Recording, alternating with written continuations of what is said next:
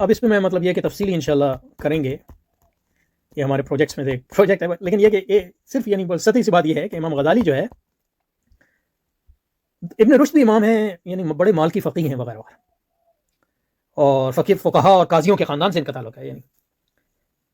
اور انہوں نے ارسطو کو پڑھا اور اس کے بڑے گرویدہ ہو گئے۔ تو ابن رشد کا طریقہ یہ ہے کہ ارسطو جو کہتا ہے اس کو سچ سمجھتے ہیں، اور اگر اس کی بات جو ہے اسلام کے خلاف دکھتی ہے تو اس کی توجیہ کرنے کی کوشش کرتے ہیں،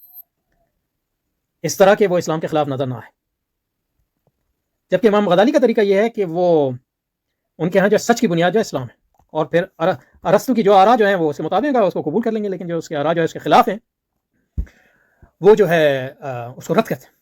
اس میں آپ کو یعنی کوئی ہچکچاہٹ نہیں ہے۔ تو ابن رشد کے ہاں ارسطو کی ایک تعظیم ہے حد سے زیادہ، ایسی کہ وہ اکوائنس کے ہاں بھی نہیں ہے۔ اب دیکھیں نا، ارسطو کہتا ہے کہ کائنات ہمیشہ سے قائم ہے، اب یہ امام غزالی کہتے ہیں کہ یہ تو اسلام کی صریح یعنی تخلیق کے تصور کے خلاف، لیکن ابن رشد اس کا دفاع کرتا ہے۔ تو یہ بنیادی فرق ہے امام، تو اس لحاظ سے جو ہے ابن رشد جو ہے وہ متجددین کا امام ہے، یعنی مطلب یہ تمام ماڈرنسٹ کے امام ہیں یعنی، اور امام غزالی جو ہے تمام راسخ العقیدہ لوگوں کے امام ہیں غیر اسلامی تہذیبوں کے تناظر میں، یعنی ان مسائل میں، جن مسائل میں ہم بات کر رہے ہیں۔ تو اس یہ بنیادی فرق ہے۔ تو اس لحاظ سے ہم جو ہے امام غزالی کے منہاج کا احیا کر رہے ہیں ابن رشد کے منہاج کے مقابلے میں وغیرہ۔